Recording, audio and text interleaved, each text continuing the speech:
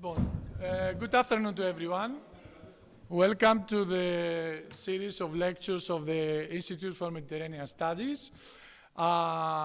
First, I would like to address a message from our director, Dr. Marinos Arigiannis, for his regret.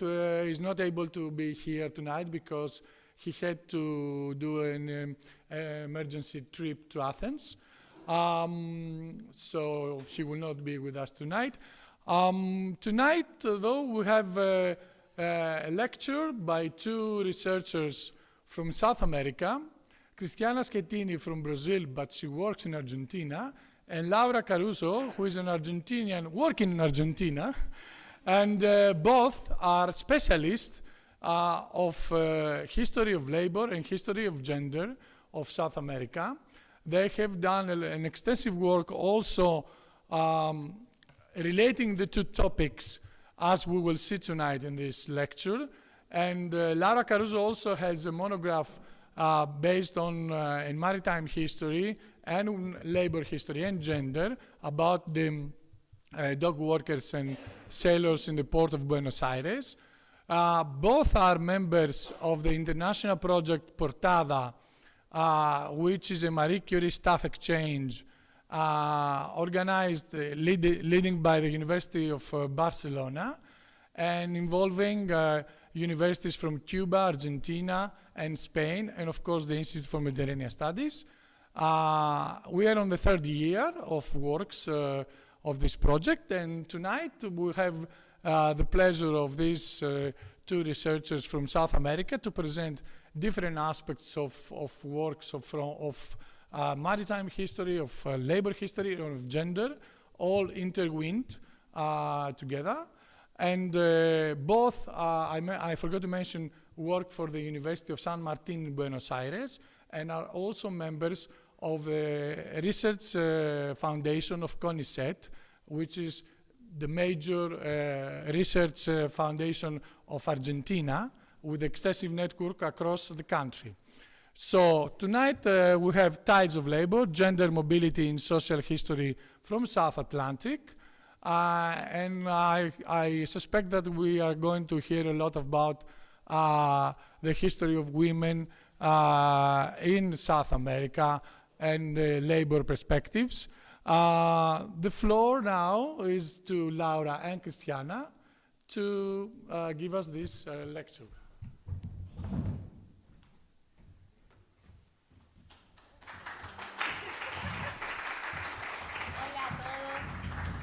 Hi. ¿Se escucha? Okay. Hi, good evening.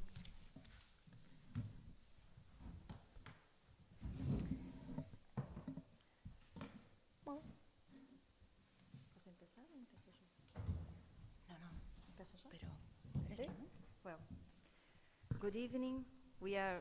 Are you listening well? Yes? Okay. We are very pleased to speak with you about our research today.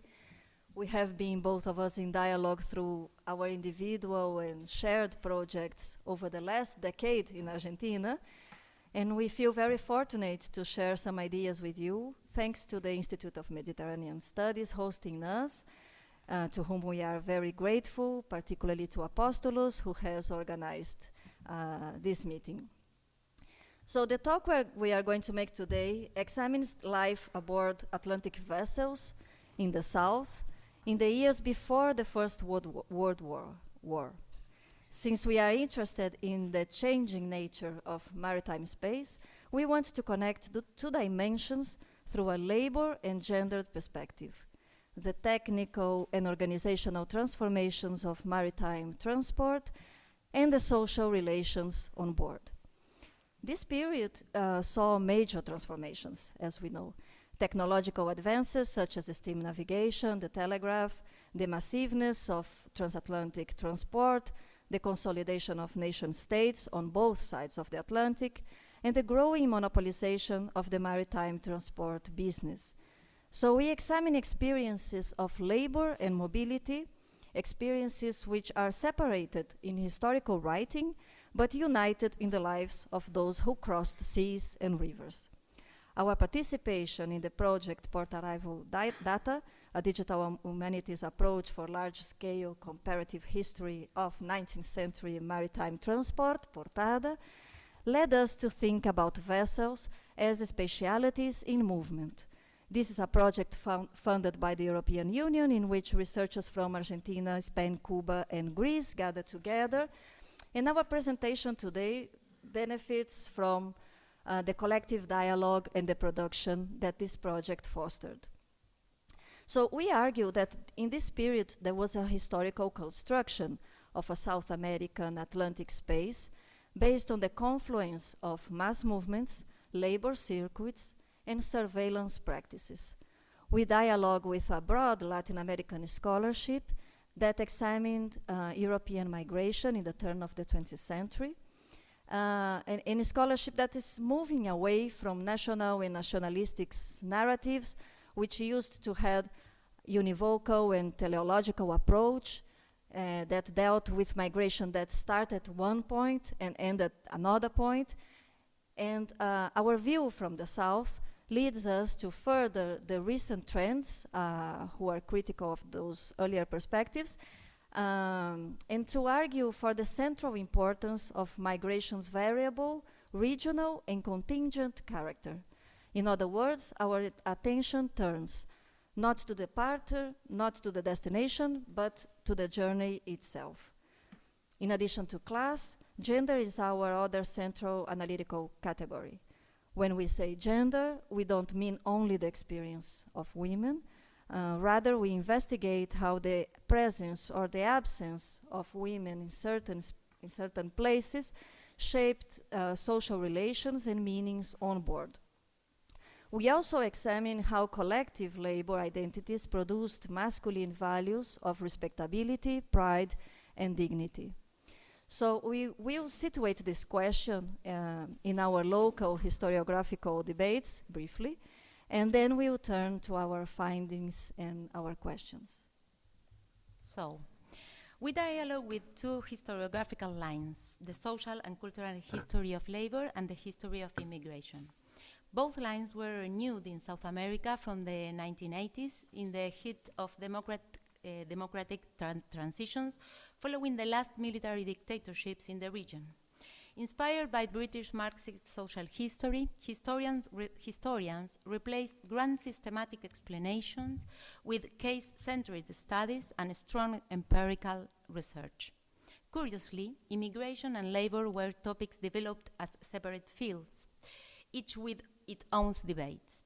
Our intention is to help build bridges between them. Immigration, both as a historical process and as a nation-building project of the Argentine ruling class, became a central landmark in Argentine history. With the huge participation of Italians and Spaniards, it had an impressive demographic impact. Between mid of 1850s and the mid of 1910s, nearly of 6.5 million foreigners arrived in Argentina.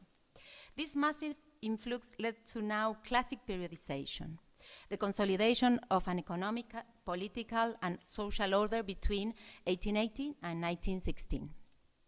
This order rested on three pillars. First, an agro-exportation economy, mainly wheat, sheep, and cattle.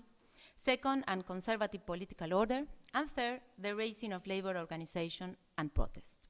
Immigration thus became the foundation of the Argentine ruling class's expectation of building a modern and white-knit nation.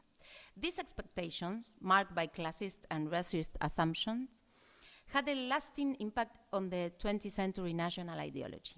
So strong was this legacy that even today, the current far-right president evokes this period as some kind of golden past to be emulated, blending selective contemporary visions and distorted historical interpretations.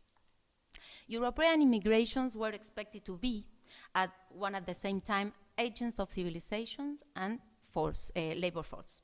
Later, migration studies shift to flesh and blood immigration, becoming more attentive to its tensions and conflicts.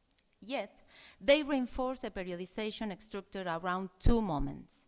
A first phase from the late 19th century to the First World War, characterized by free mobility, and a second phase, marked by growing immigration restrictions in the context of post-war nationalisms. In her research of transformations in the organization of sex work in this period, Cristiana engages with historians who have been challenging the standard periodization that divides free mobility before the war from restriction after. She asked a key question: which women will be able to travel and under what circumstances? This question opened the door to understanding how narratives of trafficking in women circulated on a regional scale. The social experience of women who travel alone, that is, without husbands or fathers, but in the company of other people, reveals that the earlier expansion of restrictions and migration controls, their limitations, and their unexpected effects.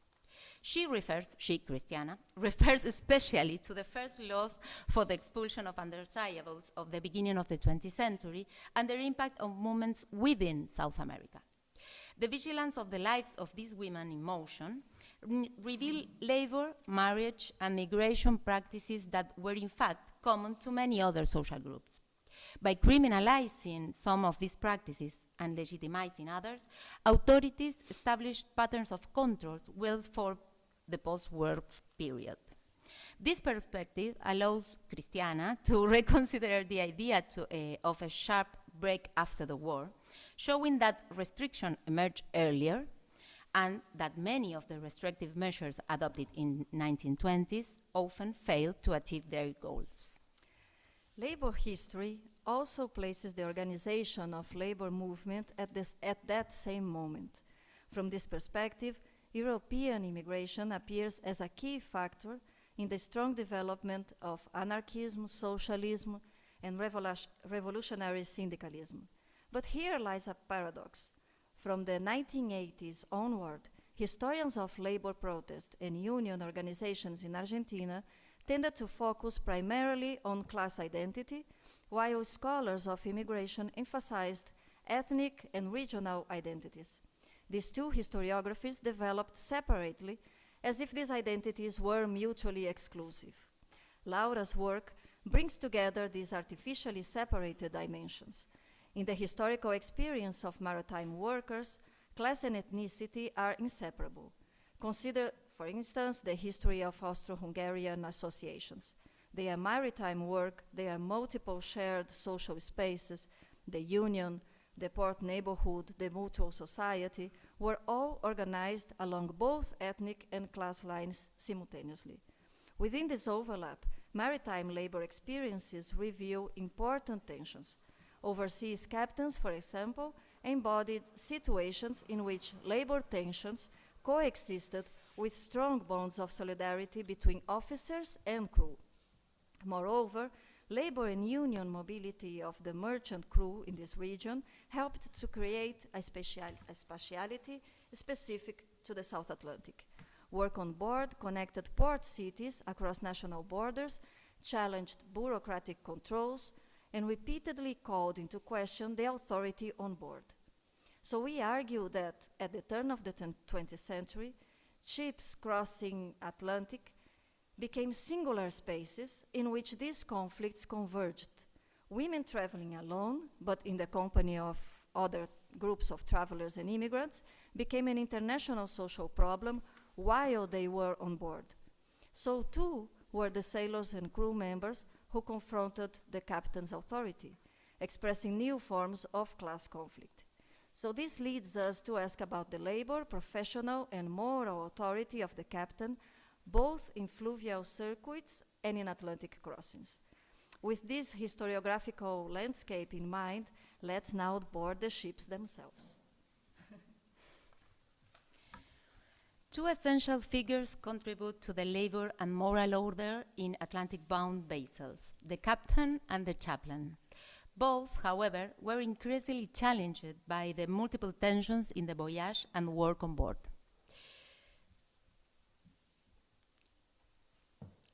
The ship was a closed and limited space, but also especially in movement. Its meanings, rhythms, and everyday life were profoundly reconfigured in the period we address. This became evident in the growing demands to organize space through separation between different categories of passengers, between passengers and crew, and among labor sections. Physical separation became central to the exercise of authority and discipline on board. At the same time, the shared experience on the voyage generate class, racial, and gender tensions that constantly produce unforeseen situations that called into question the captain's authority.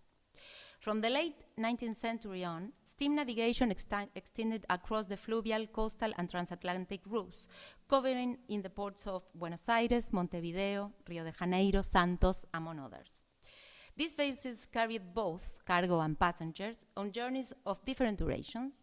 A trip from Buenos Aires to Corumbá, in the heart of Brazil, could take up to 30 days, depends of the time and technology, whereas a trip from Barcelona to Buenos Aires could be done in 50 or 20 days. Together, these fluvial and Atlantic crossings created a circuit in which old and new technologies coexist. Sail and steam overlapped along with different trades, regulations, and jurisdictions, all within the same moving space. Let me give you a concrete example. Abuses of power by captains were a recurring source of conflict on board.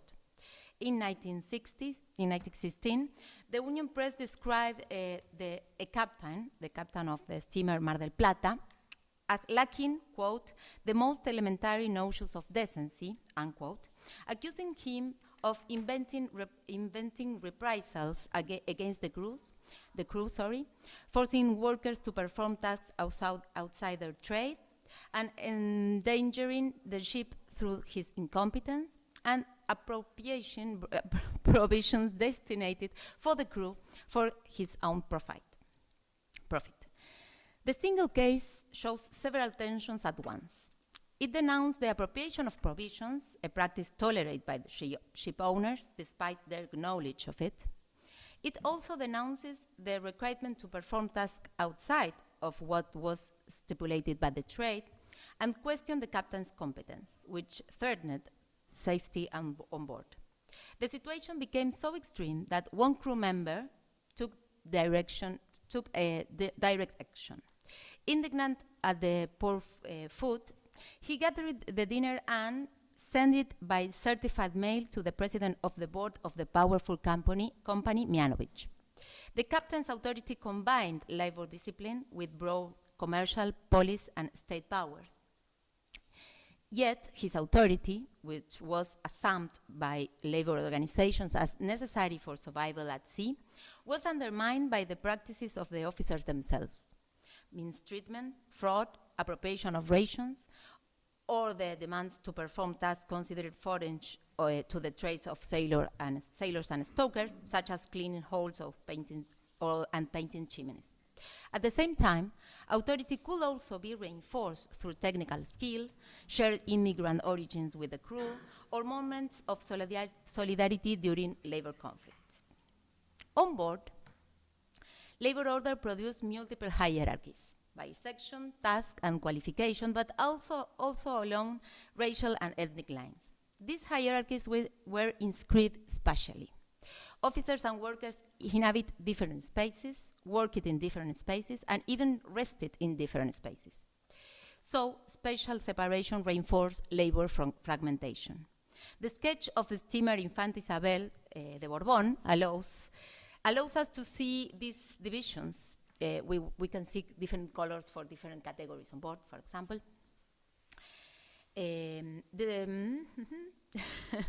Passenger spaces, work spaces on board, the engine room, the kitchen or gallery occupied distinct areas. On a single vessel, a machinist or a sailor might go days without seeing the captain.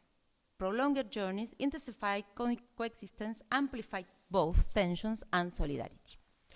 Repeated conflicts over shift, rest periods, and abuses of power challenges the appearance of a rigid disciplinary structure.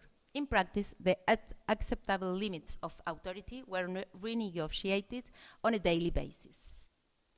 Just as the ship is a key unit of analysis for labor and social experiences on board, Maritime companies are central actors in understanding how authority was regulated in practice. The archive of Compañía Transatlántica Española, which we consulted in Barcelona, offers important clues. In the late 19th century, this major shipping company transported thousands of migrants to Spain, from Spain to Brazil, Uruguay, and Argentina. On its Atlantic routes, the company placed a chaplain on board, effectively turning the ship into a floating parish. In the notes of chaplain Don Juan Alberti, who traveled at the beginning of the 20th century, the chaplain's mission is defined in moral terms. The figure of the chaplain included among his duties, quote, his good example in the fulfillment of duty, in the practice of honest customs, in the composure of manners and words, in a word, in the fear of God, unquote. His central function had a clear meaning, to administer relations and soul on board, defined as, quote, eradicating blasphemy, full language, and everything that in his good moral sense considers reasonable, unquote. For this, the chaplain employed the system of correcting by punishing, effective only with the captain's help. The company's regulation advised the chaplain not to limit his dealings to first-class passengers, quote, since third-class passengers may more preferentially needs his good influence, unquote. Thus, we see two pillars of authority on board, the captain's disciplinary power and the chaplain's moral order. But both will be challenged. To embark as a passenger meant acquiring not only a physical place on the ship, but also a social position within its hierarchies. The moral protection of passengers rested initially on documents and certificates, as we will see, but on board it depended on the captain's control and the chaplain's intervention over bodies, behavior, and beliefs. Company regulation established special provisions for elderly migrants, servants, children, and especially women, defining all second and third class passengers as immigrants. So, special attribution became social classification. Ensuring social and physical distance between crew and passengers and between the different groups of passengers was a central task shared by the chaplain and the captain in the name of moral order and labor discipline. Authority on board was never simply imposed. Rather, it was constantly negotiated. The disputed moral order that structured labor relations and conflicts on board also shaped the captain's responsibility for surveilling passengers, above all, women whose mobility raised suspicions. In this period, captains also had to turn their attention to the moral dangers to which increasingly women and girls traveling alone would be exposed, or even worse, with companions that crew and other passengers considered suspicious. Narratives of trafficking in women, which had circulated since the late 19th century, gained renewed momentum in the interwar years. These narratives presented sensational stories of European women deceived and transported to brothels overseas, reducing the complex internationalization of the sex trade at the turn of the 20th century to simplified figures of victim and criminal. In doing so, these narratives mobilized humanitarian concern at multiple scales, while at the same time silencing the family, affective, and relational dimensions that were at stake in broad European migration. In this context, the surveillance of women in transit becomes a privileged lens for examining the transformation of captain's authority. The image of the ship itself was central to these narratives, because it reinforced the analogy between the transatlantic slave trade and what was described as the white slave trade. Metaphors of slavery associated with overseas vessel allowed for a specific definition of criminal and immoral voyages. In 1912, a year marked both by high levels of European migration and by the expulsion of foreigners deemed undesirable from Argentina and from Brazil at the same time, an Argentine illustrated magazine published a lengthy report entitled The White Slaves. A series of staged photographs depicted the ocean crossing of women supposedly intended for the sex trade. As was common, the comparison with African slavery heightened the drama and suggested the persistence of a same essential crime across time. The ship thus became another site of danger for women, reinforcing a deeply gendered reading of this space in movement. The message was unequivocal. No women were safe on board. In the South American context, this analogy acquired specific racialized meanings. As we have seen, Argentine elites imagined European immigration as a means of whitening the population, while Brazil, where slavery had been abolished only in 1888, and whose ports had received thousands of enslaved Africans until 1850, remained a powerful point of reference. Stories of trafficking, particularly of white women, were thus embedded in regional histories of slavery, race, and nation building. By the late 19th century, a regional dynamic had become common. While police in Rio expelled foreigners considered suspicious, Argentine and Uruguayan authorities prepared to deny their disembarking. A Uruguayan newspaper described this practice as a preventive measure, comparing certain ships to vessels infested with cholera or yellow fever. The comparison is very important. The term suspicious here was used both for undesirable individuals and for ports affected by epidemic disease. These biological metaphors carried strong racial meanings.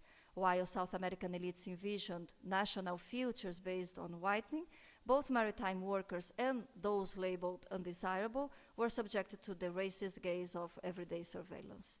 Let me highlight briefly two cases to observe how vigilance on board became a problem for the captain. The first case occurred in 1896.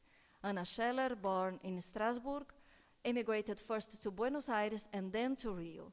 Upon arrival, she was arrested together with two girls who came with her from Antwerp. Although the girls had briefly been exhibited in broader windows, as was common in Rio, it was not the local police who raised the alarm, but a German sailor who had boarded the ship in Recife, Pernambuco, and suspected during the voyage that the girls were not in good hands. When they arrived in Rio, he contacted a German priest from the San Rafael Association for the Protection of Immigrants. So Anna Scheller was arrested, and the girls were placed in a Catholic asylum for wayward girls until one of them was taken in as a domestic servant. This was the fate of many girls who traveled alone, which sometimes meant in the company of other women. Because nation-states at this point lacked effective mechanisms to intervene in their movements, given the legal diversity and the differing status of prostitution across ports, intervention was often left to private and religious associations. These interventions depended heavily, therefore, on the moral judgments of captains and crews. These cases like this reveal not so much women traveling alone and helpless, but rather women accompanied by relatives, fiancés, lovers, and acquaintances whose relationships aroused suspicions. From 1906 onward, the Jewish Association for the Protection of Women and Girls persuaded ship captains in Buenos Aires to allow rabbis on board in order to distinguish between notorious prostitutes, considered beyond intervention, and young women deemed to be in moral danger. These women were often placed in family homes where they performed domestic and care work without pay in exchange for shelter, food, and sometimes education. Such practices were increasingly framed as humanitarian initiatives. By the First World War, both passengers and crews had become highly attentive to this kind of situation. A revealing case occurred between 1925 and 1924, when the ship Cap Polonio, sailing from Hamburg to Buenos Aires, was repeatedly searched by inspectors and associations looking for a young woman suspected of being trafficked. After extensive investigation, she was eventually found in Antwerp, attempting to obtain a false passport to travel by herself to South America.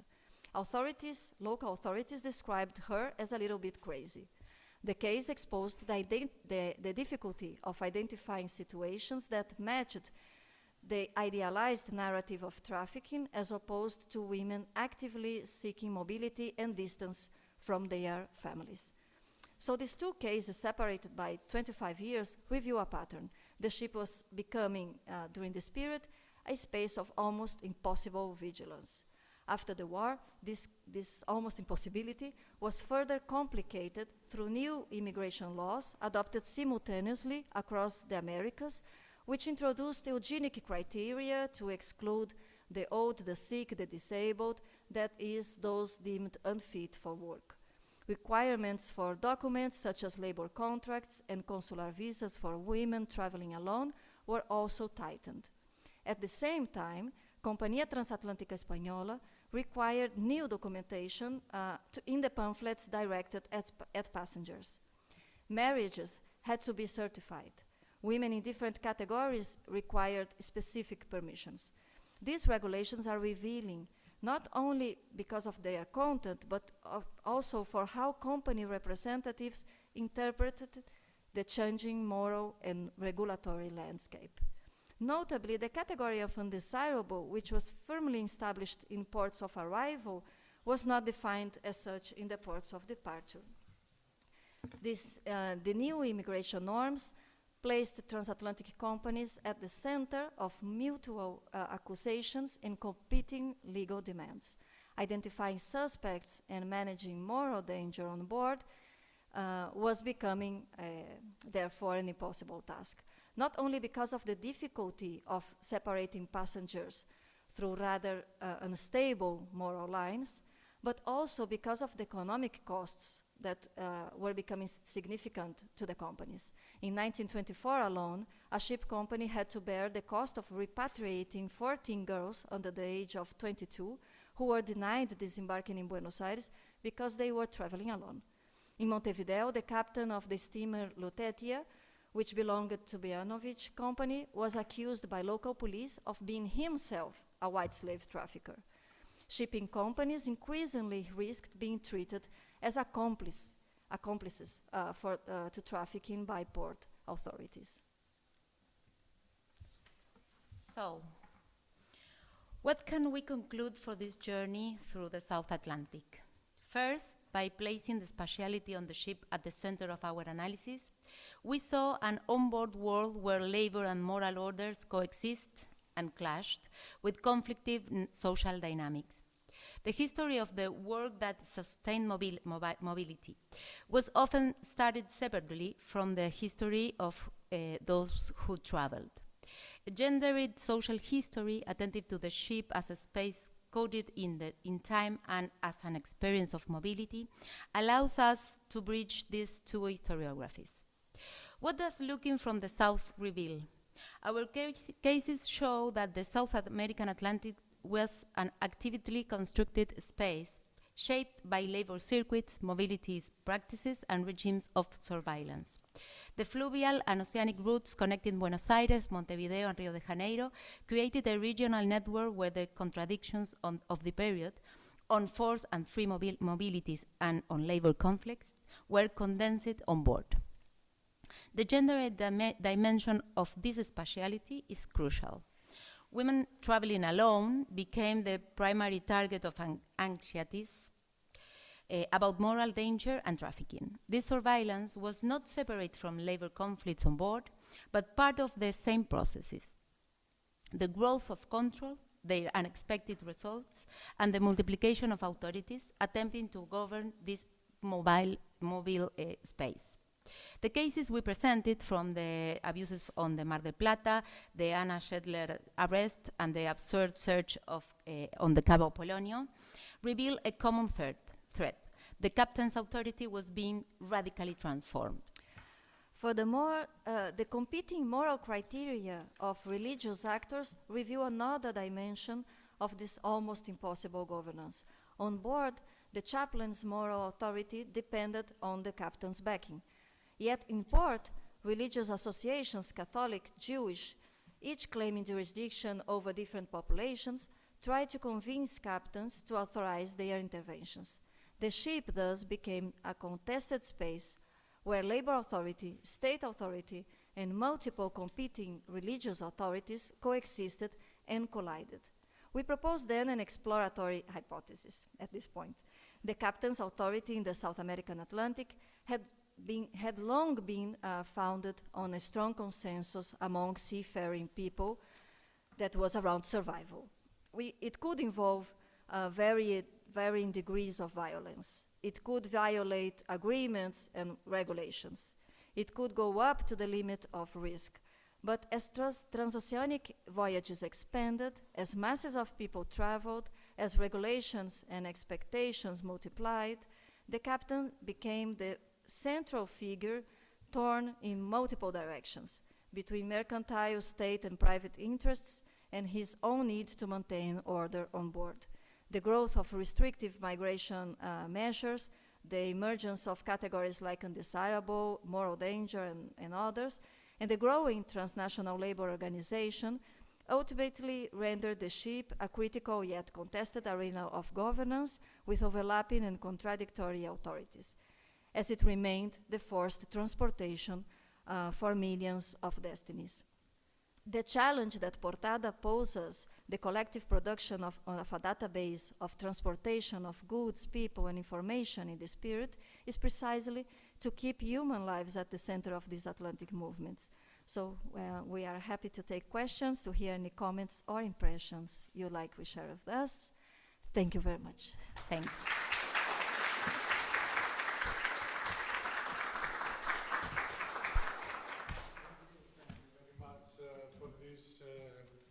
Fascinating story about the women on board and the dangers for their life and all they have passed through.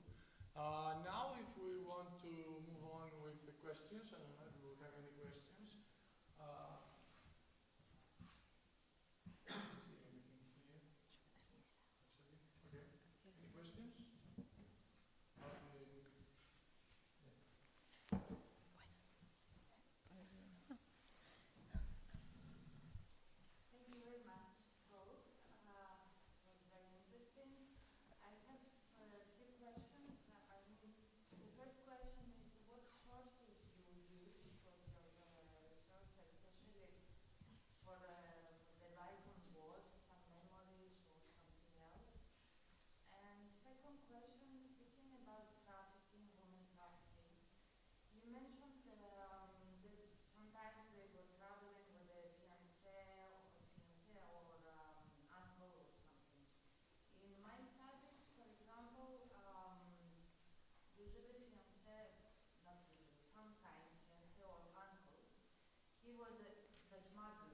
He was the man who was, because actually you cannot prove, and do you have cases like that?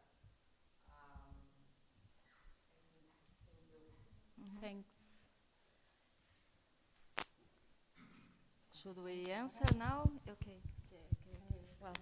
Well, I tried to say something about source in English, so well, we have a corpus of different companies, for example, just to mention Mianovich at the first, but also the Compañía Transatlántica Española.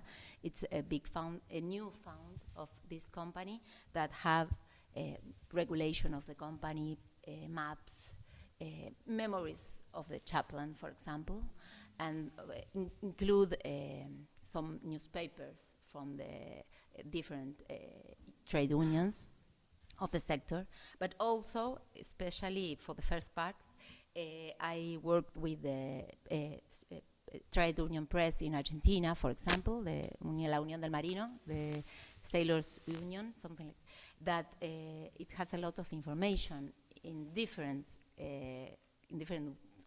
ways and different sections of the press for the experience to travel and experience to work on board. So that's just a part of the sources, because also we have state or public.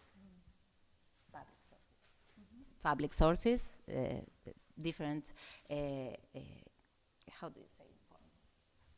Reports, sorry, different reports from immigration or from the police on board, prefectura, for example. And this is a kind of resume about our sources. Maybe you can tell something else. Yeah. I think the sources question is something that we have been finding out interesting things, because once we were studying in our fields and in our countries with our regular sources, it was very difficult to find relevant sources. But once we moved to unexpected places, for me, for instance, going towards labor history and labor newspapers and all, but also going to see sources in other places about the original place we were studying. So to think of, for instance, trafficking women, it was very important for me to see what was going on in Argentina, to look sources produced in Brazil. And for us to go to Barcelona and to see the documentation that was in the Maritime Museum was amazing. Just to displace and to denaturalize some things that are just silenced in the original place, right? So this kind of exercise allowed us to think of different, the simultaneity of different legal frames at the same time, and multiple legal frames coexisting, not only national but also local and all. So and it benefit a lot my research on trafficking of women, basically to see how this idea of the smugglers were changing and was criminalized differently in different places and also in different moments. So what I found out was that not only that the uncle was actually, for instance, the uncle was the actual smuggler, but the conditions, the material, financial conditions of migrating, of working for work elsewhere, were so intertwined with family ties that was impossible to separate. And this idea of the almost impossible governance on board has to do with that, with the idea that they were going to find a pimp, a smuggler, someone with criminal, someone organized in criminal networks and all. And most of all, it was situations that were very similar to regular immigration. So someone lends you money, and then you have to pay back, and this kind of thing. And it changed a lot. So we were trying to see how much the First World War was so relevant in these changes, and how they were already taking place before the First World War. And so, thank you. Thank you both for the wonderful presentation. It was really, really amazing. And it's, well, there is a lot to say, but actually I have a couple of questions, curiosities that I would like you to ask definitely. First of all, great idea to include the chaplains inside this picture of authority on board, because actually chaplains and the religious dimension on board as a moral regulator is not always considered, and it's very, very interesting to keep it in mind, especially in these kind of trips. And pardon? Oh, yeah, sure. Then a curiosity about the comparison between the white slave trade and the black one on Atlantic routes. Is there by any chance even any reference to the actual white slave trade or smuggling that was happening in the Mediterranean, for example, by then? Toward other shores, but that maybe could have affected even the public opinion even in this case.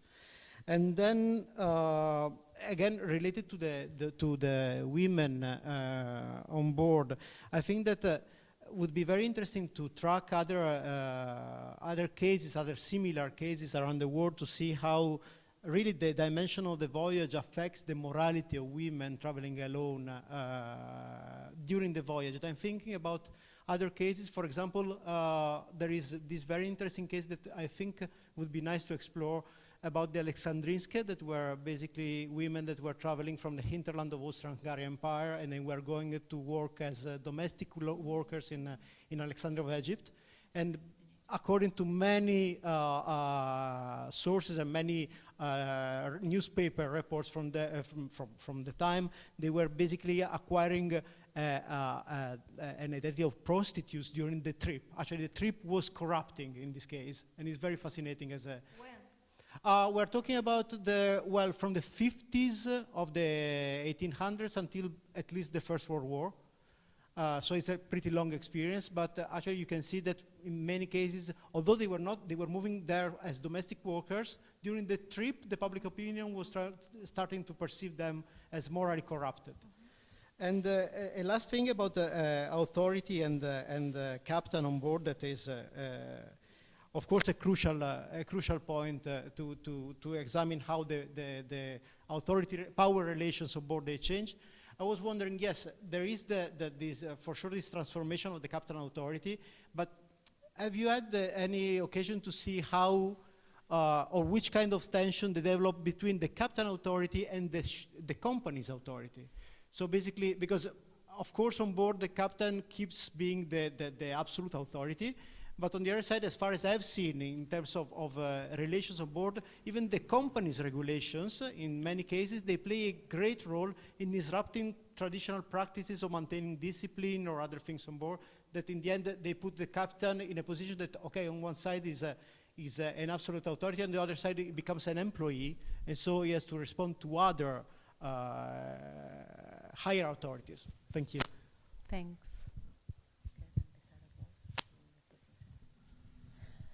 Thank you, Matteo. we wrote it down, everything, and we are going to use it to keep further thinking of all of these things. I think I was always struck about similar things happening in Buenos Aires and Rio de Janeiro at the same time, meaning different things because Rio was so close to the slavery. I mean, Brazil was the last country in this part of the world to end the slavery, and so everything that had to be with regulating sex, commerce, or anything sounded awful because the state was trying to keep their hands out of immoral things. And it was like slavery is finishing, and we are going to be with this new problem, immoral problem again, and everything. So same situations, for instance, the emergence of entrepreneurs, of brothels and prostitution, international prostitution in the 1870s, arriving both at the same time and organizing themselves in Buenos Aires and in Rio as the actual white slavery traffic. They were understood in different with different vocabulary in each place. So in Brazil, they were directly connected to like owners of slaves. With very racialized meanings and very racialized because they were Jewish.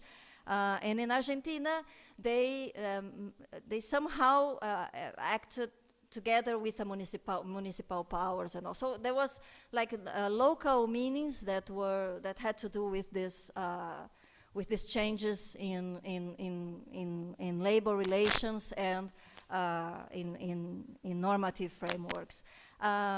And the meanings of the presence of women on board, I think it's something that we just opened a little bit of the door, and we have lots of other things to see. The sources we found, the visual sources we found at the Maritime Museum are amazing because they show how this women in danger idea was very much a class thing. I mean, women in third class and second class were in danger, but at the same time, the Companhia Transatlântica were using the images of very distinctive women as passengers in the luxury class and they attested the distinctiveness of the Companhia Transatlântica itself. So I think there's a class dimension there. Very, very interested, and thank you for the reference of the domestic work in the trip as corruption, because it's going to help us a lot. Yes, a lot. Thank you. And because it's a key question, and we are a transnational group, I'm going to give you an answer in Spanish. So, if anyone needs a translation, Cristiana helps me. Creo que la presentación intenta dar cuenta de que la mayor tensión tal vez es con la compañía, ¿no? Porque el capitán, como incluso garante del orden moral que el capellán quiere, necesita y debe imponer, tiene una tensión aún mayor con la masividad del pasaje, con la idea de la categoría de inmigrantes, con la división espacial, no solo con la disciplina laboral. Es incluso cuando, y en los ejemplos que poníamos, aunque desplegábamos recién, cuando los acuerdos laborales los incumple, esos acuerdos están refrendados por la empresa. El cumplimiento del acuerdo implica una tensión con la propia empresa. Ejemplo, la demanda salarial de los propios capitanes, ¿no? En esto de acopiar o apropiarse de ciertas provisiones para su propio beneficio y demás. Creo que allí hay un punto clave que también, como decía Cristiana, abrimos una serie de dimensiones y de preguntas en las cuales estamos trabajando. La clásica respuesta de es un trabajo en construcción, pero realmente lo estamos pensando, ¿no? En ese sentido.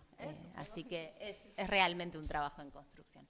Así que muchas gracias, y ahí tenemos un interlocutor más que valioso. Gracias. I thought you would like to translate it yourself. I look at you like you're going to translate it. Okay. So she was saying that, in fact, there was really a big tension with the captain, and that not only with labor relations, but also with the spatiality and the moral order. La última cosa que dijiste que era? Que es la mayor tensión es con la empresa, precisamente porque la masividad del pasaje, las clasificaciones. Claro, and that the biggest tension of always with the company, the ship company, because of the massiveness of the passengers and the dimension, the intensity of this period of the transport, this massive transport. Thank you, Chris. Other questions or comments? Anyone? Okay. I don't know until what level the thing that you are explaining is a general characteristic of the movement by sea in this part of the world, or a characteristics of the Compañía Transatlántica.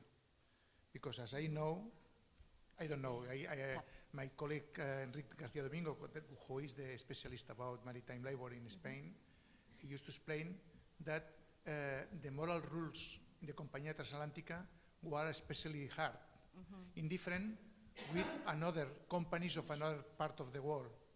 And I don't know how general are your conclusions about this kind of things, because, and related with this, what happens with companies that travel in not a Catholic under a Catholic norms, for example, the ships of Germany ships or etc. Okay. Thanks, Jordi. No, va a contestar ella. Voy a hablar yo y un poco en español de nuevo. Ella me traduce. En el trabajo mismo hay algunos indicios de la centralidad también de la figura del cura, ¿no? O de otras figuras religiosas, incluso para el marinero alemán en el caso de Chris, pero también conociendo otras investigaciones de antropólogas e historiadoras uruguayas y argentinas, los hogares del marino ingleses, que también tienen una presencia fuerte de la iglesia anglicana, hay allí una pregunta abierta, ¿no? Es claro y está muy bien señalado la singularidad ¿no?, de la compañía española, pero al mismo tiempo abre la pregunta a la presencia real, que no hemos tal vez dado debida cuenta, de esas otras figuras religiosas a bordo y en tierra, ¿no?, en estas organizaciones de distintas religiones que apuntan a este orden, a sostener estas distancias y estas jerarquías morales, ¿no? Probably there is a peculiarity of the Compañía Transatlántica, but there is a bibliography available in Argentine and in Uruguayan, Argentine and Uruguayan scholarship as well, that shows us, that make us imagine rather constant presence of religious authorities and religious actors in the daily life of sailors, with all this kind of mutual association and support of sailors in everywhere, no? Right? And I think the situation of the German, I would add to that the situation of the German sailor in contact with San Rafael Protection Association, that was a Spanish association, maybe suggests us like the overlaps of these kinds of surveillance, moral surveillance, and most of all, the preoccupation towards people who were in difficult situations, not only women in moral danger, but also children traveling alone and this other kind of situations. And I think, and because of the sailor itself. Well, the sailors, German sailors, probably some of them they were Catholics. They were from south of Germany. Exactly. The majority were Catholics. Yeah. I wonder if, okay, you spoke about the chaplains. Did those ships had doctors? Yes. Yes? Chaplains, yes, but doctors? Yes. Okay. Yes. One of the sources that we are wanting to see now are the inspections on board, and this would be a very important another figure, maybe another source, pillar of order. yes. order And on one board, of the things were the hygienic conditions of the Exactly. traveling, something, the conditions of the food and all. And we have the sources. Exactly. Luckily, one of the few sources that we have in National Archive in Argentina. These doctors were paid by the company itself or were sent by state authorities or I don't know? In the case, en los casos que yo conozco, sea la compañía argentina Mianovich o la compañía transatlántica española, es la compañía la que I think the contrata. company had their doctors on board, and then when the ship arrived, there were all the local inspectors, hygienic inspectors that Son come on board. And I think that this was a very tense situation because it meant that the ship would have to go to quarantine, for instance, and there are going to be losses and all, right? Other questions? Oh.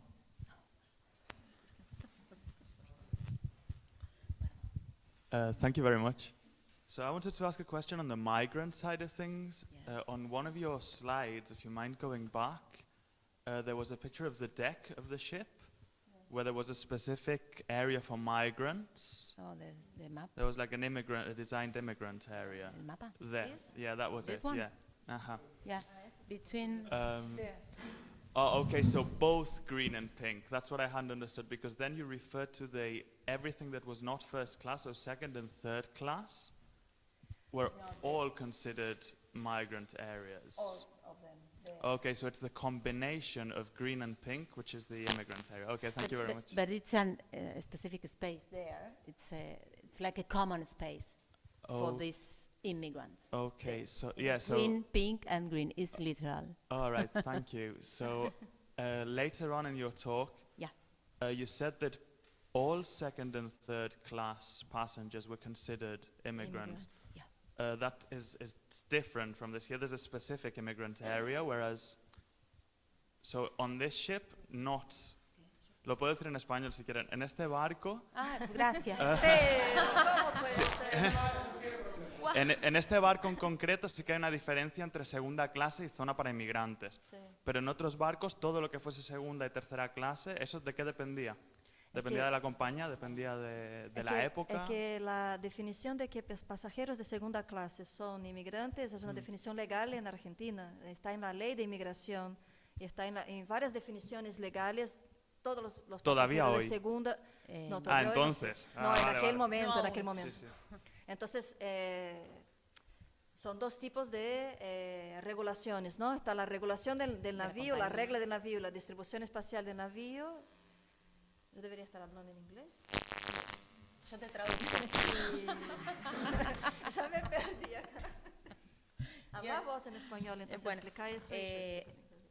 creo que además hay una combinación, en todo caso, de la circulación, o sea, donde pueden colocarse y donde pueden circular en común estas categorías. La compañía misma en folletos que distribuía con información de las líneas, las regulaciones para poder subir a bordo de determinadas categorías que ya estaban estipuladas en esa reglamentación que distribuía, llama inmigrantes a determinadas categorías y no a otras, ¿no? Pero explícitamente la ley argentina menciona que son inmigrantes quienes vienen en segunda y tercera categoría. Qué interesante, muchas gracias. ¿En Brasil también o solo en Argentina? Ah, qué buena pregunta. No sé. Vale. Muchas gracias. No, gracias a Cristiana, you translate. I was so distracted looking at it. Yes, please. That meant that all passengers in second and third classes are immigrants. This is a legal a legal normative of Argentina. And there was another thing that was the normatives of the company itself and the way it classified some spaces specifically to immigrants and to second and third categories. And we were also think that this immigrant space was like a space to circulate. Because there was no crush with us. No? But we have to go looking further on this. Solo para agregar algo en relación a esto que estamos conversando y a la pregunta de Ana al inicio, trabajar con planos, con fotografías, ¿no? Implica un desafío metodológico en particular, el cual estamos abordando de a poco, ¿no? Lo pusimos casi ilustrativamente, pero hay mucho más para decir en relación a las múltiples dimensiones que tiene este plano, ¿no? Que parece tan sencillo y que se pueden leer otras experiencias y regulaciones allí. Visual sources and visual representations are very important to us, but we are just in the beginning of learning how to read them and interpret them. Gracias. Any other questions or comments? Okay. If we don't have any further questions, thank you very much. Thank you very much. ladies. Thank you.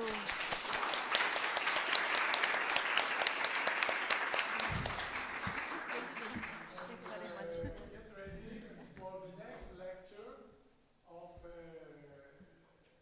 combination of Spanish and Latin American experts on the 14th of February. Oh, 11th of February, sorry. The next one will be on 11th of February here at the same time. Thank you very much. Gracias. Gracias.